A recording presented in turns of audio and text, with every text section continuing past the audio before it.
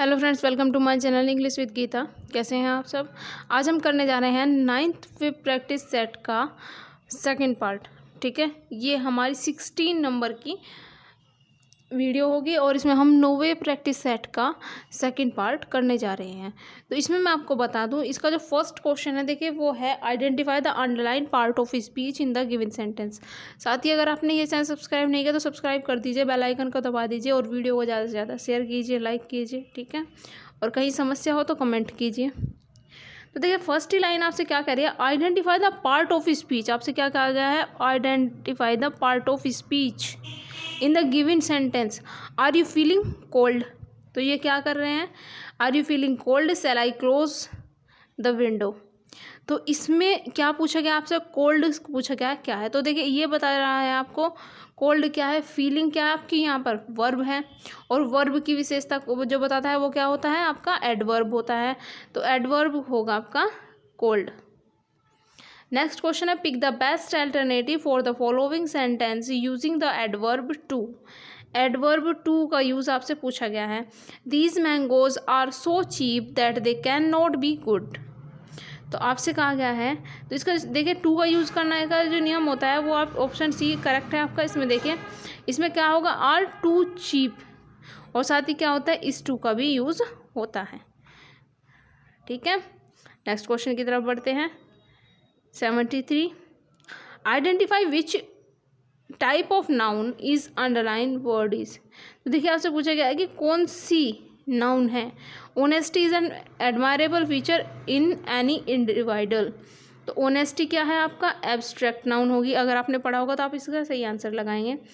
Fourth next number आपका आता है, he won 5 matches until the day. तो आपसे पूछा गया कौन सा सेंटेंस है, सेंटेंस की आपसे फॉर्म पूछी गई है कि कौन सी फॉर्म है। तो देखिए क्या है, वॉन का यूज़ हुआ है तो आप लगा लोगे कि पास्ट है। हैड का यूज़ हुआ है तो ये कौन सी है आपकी, पास्ट परफेक्ट। नेक्स्ट क्वेश्चन की तरफ बढ़ते हैं। Choose the word which is nearest in the meaning. Factitious. Factitious का जो मीनिंग होता है ये होता है बनावटी। क्या होता है आपका, बनावटी। और अगर हम बनावटी को देखें नीचे वाले दिए गए ऑप्शन में तो आर्टिफिशियल क्या होगा आपका, बनावटी ही होता है, कृत्रिम होता है। ठीक है, बाकी हमरस का जो मीनिंग होगा आपका वो होता है हास्यपूर्ण। कॉजिंग फटिंग का मतलब होता है थकान का कारण। तो आर्टिफिशियल फैक्टिटियस का नियरेस्ट वर्ड होगा। नेक्स्ट क्वेश्चन आपसे पूछा गया, complete following sentence using the appropriate option. They gave a dinner to celebrate the occasion which impressed every guest. तो देखिए एवरी गेस्ट को इम्प्रेस्ड किया। ठीक है, तो कैसा होगा वो, तो भोजन बहुत शानदार होगा ना। ऑस्टर का जो मीनिंग होता है वो होता है साधारण, पब्लिक, समरी और सैम्पचुअस।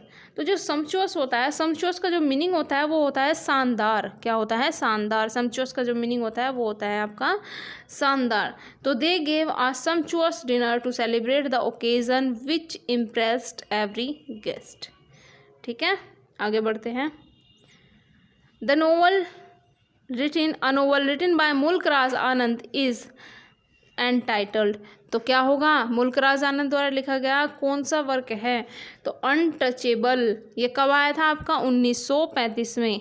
ठीक है, 1935 में आपका ये वर्क आया था, untouchable. The American baseball player who is Santiago's favourite. तो हमने अभी पीछे क्या बात की थी, हमने बताया था आपको कि जो एक आपका वर्क था the old man and the sea. ठीक है, the old man and the sea, Ernest Hemingway का वर्क है, उसमें एक कैरेक्टर है सेंटियागो। तो वो एक फुटबॉल बेसबॉल प्लेयर है, उनको काफ़ी पसंद करते हैं। तो उनसे पूछा कि आपसे पूछा गया उनका नाम। तो उनका नाम है जो डेमिंग्यो, जो डेमिंग्यो। नेक्स्ट क्वेश्चन है, which of the following characters does not appear in David Copperfield. David Copperfield में कौन सा कैरेक्टर दिखाई नहीं देता है, does not appear. David Copperfield में कौन सा कैरेक्टर नहीं है, तो ये है आपका, इसका ऑप्शन नंबर करेक्ट होगा, इसका सही आंसर होगा आपका डॉक्टर रैंक। ठीक है, तो डॉक्टर रैंक आपके डेविड कॉपरफील्ड में नहीं है। नेक्स्ट क्वेश्चन की तरफ चलते हैं। नेक्स्ट क्वेश्चन नंबर है आपका 80। In which of his essays T S. Eliot introduced the term objective correlative. क्या पूछा गया आपसे? Objective correlative. तो इसमें कौन से किस चीज़ को इंट्रोड्यूस कराया है? तो हैमलेट एंड हिज प्रॉब्लम में इनका जो फेमस एसे था उसको इन्होंने उनके लिए हैमलेट और हिज प्रॉब्लम्स के लिए इन्होंने जो वर्ड इस्तेमाल किया था वो क्या था? Objective correlative. ये 1919 की बात है, ठीक है, 1919 की, जब जलियांवाला हत्याकांड हुआ था ना आपका, जलियांवाला हत्याकांड हुआ था 1919 में, तो आप उससे कोरिलेट कर सकते हैं।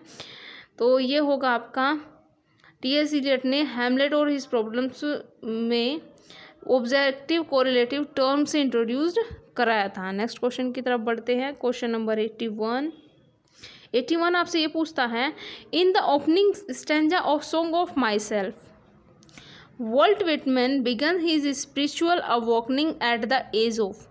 तो किस एज की अवॉकनिंग के बारे में वे बात करते हैं? तो वे बात करते हैं 37 एज की, ठीक है, 37 आपसे वो बात करते हैं 37 के बारे में।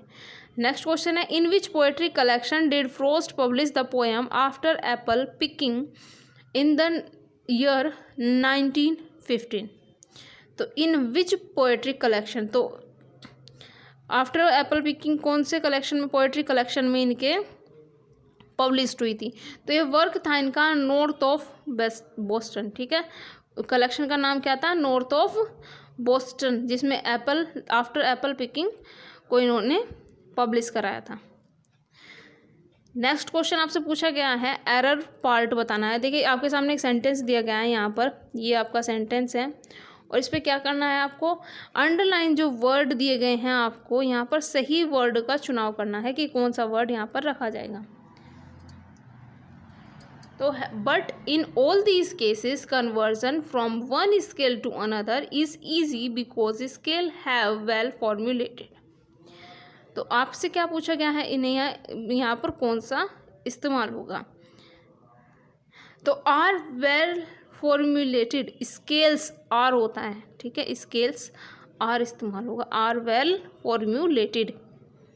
ठीक है दोस्तों, आगे बढ़ते हैं। 84 में भी आपके सामने ये क्या गया, एक सेंटेंस दे दिया गया है और इसकी का एरर पार्ट आपको बताना है कि एरर पार्ट क्या होगा। 5 years ago in this state, I am sitting in the small Japanese car driving across Poland toward Berlin।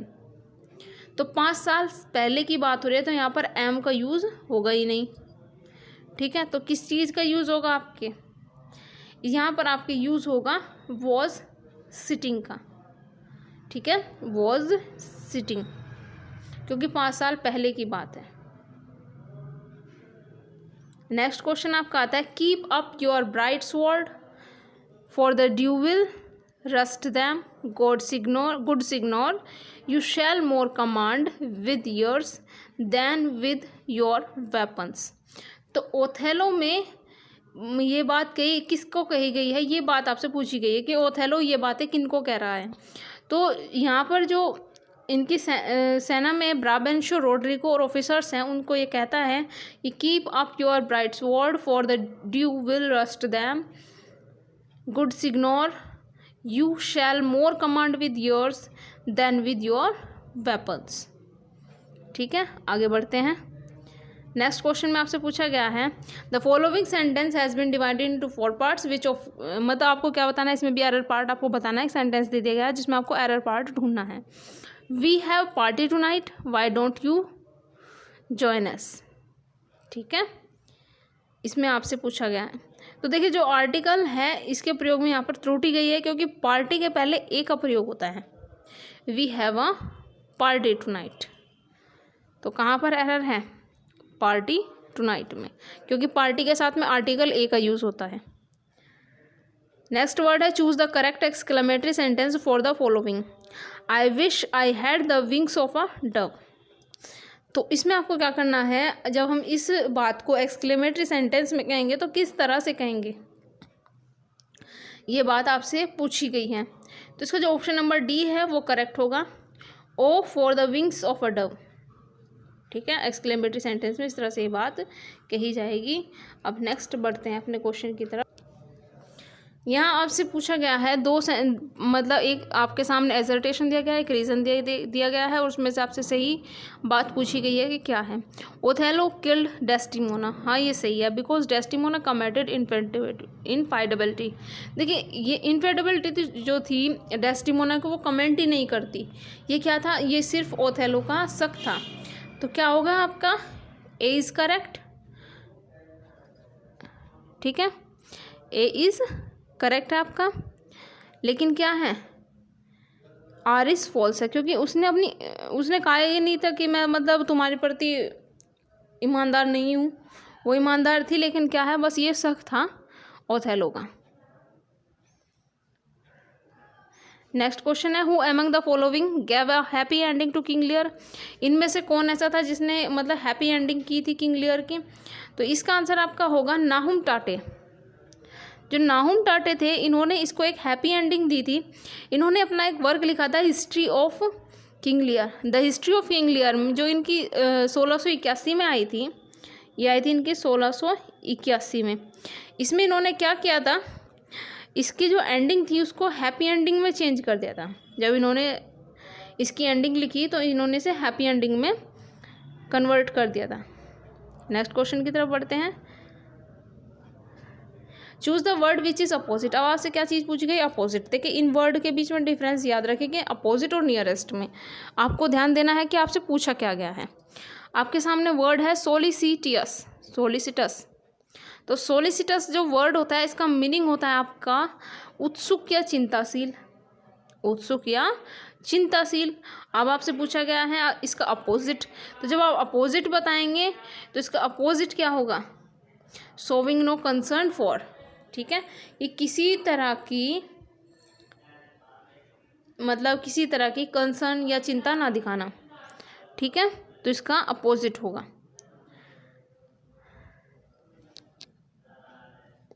Next question की तरफ बढ़ते हैं। Can the doctor cure him asthma. तो जब बीमारी की बात आती है, क्योर करने की बात आती है, तो क्योर के साथ में हमेशा लगता है ऑफ, क्योर के साथ में हमेशा लगता है ऑफ। आगे बढ़ते हैं। You can not prevent me working. तो प्रिवेंट एक फिक्स्ड प्रीपोजिशन है जिसके साथ हमेशा फ्रॉम लगता है। प्रिवेंट के साथ हमेशा क्या लगता है, फ्रॉम लगता है। नेक्स्ट क्वेश्चन है आपका, given below is the sentence in active voice. और आपको क्या करना है, उसको पैसिव वॉइस में चेंज करना है। Ought you not to reveal the truth now. तो जब हम ओट यू वाली बात आती है, मस्ट वाली बात आती है, तो वहाँ किसका यूज़ करते हैं हम, शुड का यूज़ करते हैं, ठीक है। तो शुड बस एक ही जगह दिया हुआ है, तो आप सही आंसर देख सकते हैं, option number C. Next question number है आपका 94, जो कहता है choose the word which is opposite in meaning. तो वर्ड है आपके सामने लैकोनिक। लैकोनिक वर्ड है जिसका मीनिंग होता है नपतोला बोलना या मितभाषी, नाप तोल कर बोलने वाला या मितभाषी। तो लैकोनिक का सही अपोजिट आपका क्या होगा, वर्बोज। वर्बोज होता है आपका वाचाल या ज़्यादा बोलने वाला। लैकोनिक होता है आपका कम बोलने वाला, वर्बोज होता है ज़्यादा बोलने वाला, ठीक है। नेक्स्ट क्वेश्चन है आपका सामने, आपको बनाना है इसका compound. I waited for Ram, I waited till his arrival. I waited for Ram, I waited till his arrival. तो आपको उसका कंपाउंड बनाना है। जब आप किसी चीज़ का कंपाउंड में चेंज करते हो, ठीक है, तो वहाँ आप पर क्या लगा दोगे, यहाँ पर टिल का यूज़ करोगे, ठीक है। क्या करोगे आप यहाँ इस सेंटेंस में टिल का यूज़ करोगे। I waited for Ram till he arrived, जब तक वो नहीं आ जाता,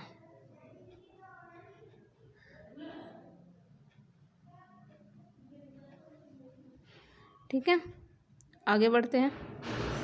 combine the sentence as indicate in the bracket. देखिए इसमें आपसे क्या पूछा गया है, इसका आपको बनाना है सिंपल में। तो he was tired, he did not attend the party. तो इसका आंसर आप क्या लगाओगे? Being tired, he did not attend the party. Being tired, तो थके होने की वजह से वो अटेंड पार्टी नहीं कर सकता। नेक्स्ट क्वेश्चन की तरफ बढ़ते हैं।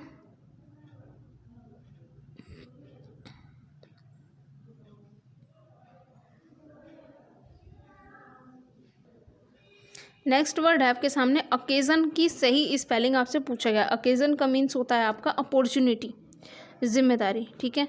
और सही स्पेलिंग इसकी होती है OCCASION। ऑप्शन नंबर ए इसका करेक्ट है, ठीक है। नेक्स्ट क्वेश्चन की तरफ बढ़ते हैं। यहाँ पर भी आपसे पूछा गया एक्मोडेट।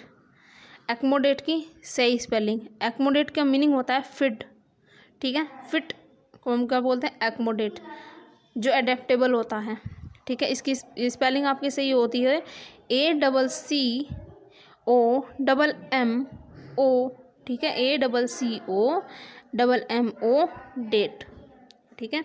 ये इसका सही स्पेलिंग होगी। नेक्स्ट क्वेश्चन है द एक्सप्रेशन ड्रीमिंग हाउस। आपसे पूछा क्या है? ड्रीमिंग हाउस के बारे में। The expression dreaming house is an example of. तो ड्रीमिंग हाउस यानी स्वप्न देखता हुआ घर। व्यक्ति स्वप्न देखता है, घर स्वप्न नहीं देखता। ट्रांसफर कर दी गई है भावनाएं, तो क्या होगा आपका? Transferred epithet. नेक्स्ट क्वेश्चन की तरफ बढ़ते हैं। Choose the correct sentence in the positive degree. Positive degree के लिए आपको पता होगा नोट का यूज़ नहीं होगा, ठीक है। तो आप देख लीजिए नोट का यूज़ इसमें हुआ है, ठीक है। तो क्या है आपका? It walking is a tiresome as running. तो ये आपका पॉजिटिव डिग्री में है। नेक्स्ट क्वेश्चन है choose the word which is opposite. यहाँ पूछेगा आपसे अपोजिट का, किसका? एप्रोबियम। एप्रोबियम का आपसे पूछा गया अपोजिट। एप्रोबियम का मीनिंग होता है आपका कलंक या निंदा, ठीक है। निंदा करना, बुराई करना, कलंक, उसे आप बोलते हैं एप्रोबियम। और उसका अपोजिट क्या होगा आपका? प्राइज यानी प्रशंसा करना। इसका होता है आपका मीनिंग निंदा, ठीक है। और इसका मीनिंग होगा आपका प्रशंसा। प्राइज का मीनिंग होता है ना आपका प्रशंसा करना, ठीक है। आगे बढ़ते हैं। 102 विच of the following sentence is incorrect regarding Wordsworth famous poet the solitary reaper. आपसे पूछा क्या गया है? आपसे पूछा गया यहाँ पर इनकरेक्ट, ठीक है। जब बात होगी इनकरेक्ट की तो it is a ballad in 4 stanza, ये भी ठीक है, ठीक है। फिर वो कहते हैं it is composed on 5 November 1805 and published in 1807 in his poetry collection poems in 2 volume, ये भी ठीक है। नेक्स्ट है the poem is based on Wordsworth oven experience, ये गलत है, ठीक है। ये गलत है, इसका उनके ओवन एक्सपीरियंस पर ये बेस्ड नहीं थी, बल्कि विल्किंसन नाम के एक व्यक्ति की, विल्किंसन इनके जो फ्रेंड थे उनकी रचना थी टूर टू ब्रिटिश माउंटेन। तो वहाँ से इन्होंने इसकी प्रेरणा ली और जब इसे लिखा था, ठीक है। तो ये इनके खुद के एक्सपीरियंस पर बेस्ड नहीं है। 4th है it reflect Wordsworth belief in the importance of the natural world, the power of memory and the human mind, हाँ ये ठीक है। तो इसका ऑप्शन नंबर डी आपका इनकरेक्ट वर्ड है। नेक्स्ट क्वेश्चन की तरफ बढ़ते हैं। He is very pineapple. He is the very pineapple of politeness. This sentence is an example of. आपसे पूछा गया है सेंटेंस का एग्जाम्पल, ये कौन सी फिगर ऑफ स्पीच है आपसे पूछा गया है। तो ये है मेलाप्रोपिज्म, ठीक है। मेलाप्रोपिज्म, जहाँ पर क्या होगा? मेलाप्रोपिज्म का मतलब mistaken use of similar sounding word, ठीक है। पाइनएप्पल गलत है यहाँ पर, ठीक है। He is the very pineapple of politeness. तो पाइनएप्पल क्या है? जब हम सेम साउंड करने वाले वर्ड के यूज़ में मिस्टेक करते हैं, जब हम सेम साउंड करने वाले एक जैसे उच्चारण वाले शब्दों के इस्तेमाल में गड़बड़ करते हैं, तो वहाँ पर आपका होता है मेल एप्रोपिज्म, ठीक है। मेल एप्रोपिज्म होता है वहाँ आपका। नेक्स्ट क्वेश्चन है उराहीप। One of the major antagonists in the novel David Copperfield was created by। तो किसके द्वारा उराइब जो है किसके द्वारा लिखा गया है कैरेक्टर, तो ये लिखा गया आपका चार्ल्स डिकन्स के द्वारा। Nissim Ezekiel was awarded the Sahitya Akademi award for his poetry collection. तो किस वर्ग के लिए उन्हें पोएट्री कलेक्शन मिला था, साहित्य अकादमी अवार्ड मिला था। लेटर डे पेस्लम के लिए उन्हें साहित्य अकादमी अवार्ड मिला था। ठीक है, लेटर डे पेस्लम के लिए उन्हें साहित्य अकादमी अवार्ड दिया गया था नज़ीम एज़किल को। ये एक ज़ू राइटर थे। As an editor Nissim Ezekiel was not associated with which of the following periodicals. Nissim Ezekiel कौन से पैरोडिकल्स से संबंधित नहीं थे, तो जो ओपिनियन पैरोडिकल्स है ये इससे संबंधित नहीं थे। नेक्स्ट क्वेश्चन है in form home burial by Robert Frost is a. तो रॉबर्ट फ्रॉस्ट द्वारा लिखी गई होम ब्यूरियल क्या है, तो होम ब्यूरियल क्या है आपकी एक ड्रामेटिक लिरिक है। ठीक है दोस्तों, आगे बढ़ते हैं। नेक्स्ट क्वेश्चन आपके सामने है had we but world enough and time this coyness lady were no crime this statement is an example of. तो आपसे पूछा गया है ये किस चीज़ का एग्जाम्पल है, ये आयरनी का एग्जाम्पल है। ठीक है, आयरनी क्या होता है, the use of word to convey a meaning that is opposite of its literal meaning. जब कोई बात कहे गए शब्दों के अनुसार ना होकर उसके अपोजिट होती है तो वहाँ पर क्या होता है आपका आयरनी होती है। ठीक है, नेक्स्ट क्वेश्चन क्या है आपका which of the following work is not written by Kamala Das. तो इनमें से कौन सा वर्क कमला दास के द्वारा नहीं लिखा गया है, तो जो अनफिनिश्ड मैन है ये इनके द्वारा लिखा गया वर्क नहीं है, ये नज़ीम एज़किल का वर्क है। ठीक है, नज़ीम द्वारा लिखा गया वर्क है। नेक्स्ट क्वेश्चन आपके सामने आता है fill in the blank with the correct tense of form of the given sentence. They travel to Italy from summer and always in small villages on the coast. तो क्या है ये बात हो रही है, देखिए बात है ये पास्ट वाली। ठीक है, देखने से आपको पता चल जाए कि यहाँ पर क्या है पास्ट फीलिंग की बात हो रही है। तो यहाँ पर क्या लगाएंगे आप लगाएंगे यहाँ स्टेड कि वो कहाँ ठहरते थे की बात है तो स्टेड लगाएंगे। नेक्स्ट क्वेश्चन है who among the following woman writer famously imagined at the plight of Shakespeare sister. इनमें से किसने शेक्सपियर की सिस्टर के बारे में लिखा है, तो जो यहाँ पर देखिए वर्जीनिया वुल्फ हैं, इन्होंने शेक्सपियर की जो बहन है जुडिथ जो इनकी बहन थी उसके बारे में लिखा है। ठीक है, और क्या लिखा है वो कहती एक वर्क लिखा है इनका ऐसे था अ रूम ऑफ 101। ये इन्होंने वर्क लिखा था वर्जीनिया वुल्फ ने, और इसमें एक फिक्शनल कैरेक्टर है जुडिथ जिनको इन्होंने शेक्सपियर की बहन के जैसा बताया है। ठीक है, नेक्स्ट क्वेश्चन है आपसे पूछा गया है सही एक्सक्लेमेटरी सेंटेंस जो है वो किस में यूज़ हुआ है, तो ऑप्शन नंबर बी इसका करेक्ट होगा।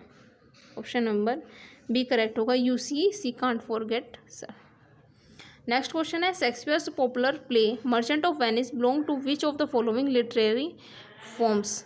तो मर्चेंट ऑफ वेनिस क्या है आपकी, ये आपसे पूछा गया है। तो देखिए इसका जो ऑप्शन नंबर होगा आपका सी करेक्ट होगा, ट्रेजी कॉमेडी, क्योंकि ये एग्ज़ाम में आया हुआ क्वेश्चन है और आयोग ने इसका आंसर यही सही माना है कि ये एक ट्रेजी कॉमेडी है। लेकिन अगर बात करी जाए इसके फोलियो में पब्लिश्ड होने की तो ये कॉमेडी में पब्लिश्ड हुआ था।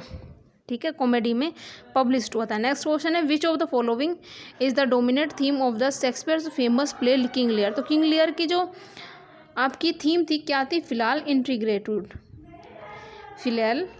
इनग्रेटिट्यूड जो थी आपकी किंग लियर की थीम थी। नेक्स्ट क्वेश्चन आपसे पूछा गया है which of the following character does not belong to famous Shakespearean tragedy Hamlet. तो हैमलेट में इनमें से कौन सा कैरेक्टर नहीं है। देखिए आपके जो कैरेक्टर है कैसियो का कैरेक्टर आपको देखने को मिलेगा ओथेलो में। ठीक है, बाकी तीनों कैरेक्टर आपके हैमलेट में हैं। हैमलेट के कैरेक्टर की इसमें बात पूछी गई है। Which of the following plays of Shakespeare does not belong to the last phase of his career. Shakespeare के जो वर्क थे उनमें लास्ट वर्क कौन सा नहीं था इनमें से, तो लास्ट वर्क कौन सा नहीं था आपका, मच एडो अबाउट नथिंग। ये इनका फर्स्ट वर्क में से, अर्लियर वर्क में से एक आता है। ठीक है, नेक्स्ट क्वेश्चन आता है, fill in the blank with the most appropriate form of a word given in the bracket. His treatment was a surgery, radiation and drugs. तो देखिए इसमें तीन चीज़ों को कंबाइन किया गया है, तो इन तीन चीज़ों को जब कंबाइन करते हैं तो यहाँ पर आपका क्या बन जाएगा, कॉम्बिनेशन। ठीक है, क्या बन जाएगा आपका, कॉम्बिनेशन। कंबाइन को आपसे पूछा गया कि कंबाइन का कौन सा वर्ड लगेगा, तो सर्जरी, रेडिएशन और ड्रग्स तीनों का कॉम्बिनेशन है। ठीक है, तो क्या लगेगा, कॉम्बिनेशन। नेक्स्ट वर्ड की तरफ बढ़ते हैं।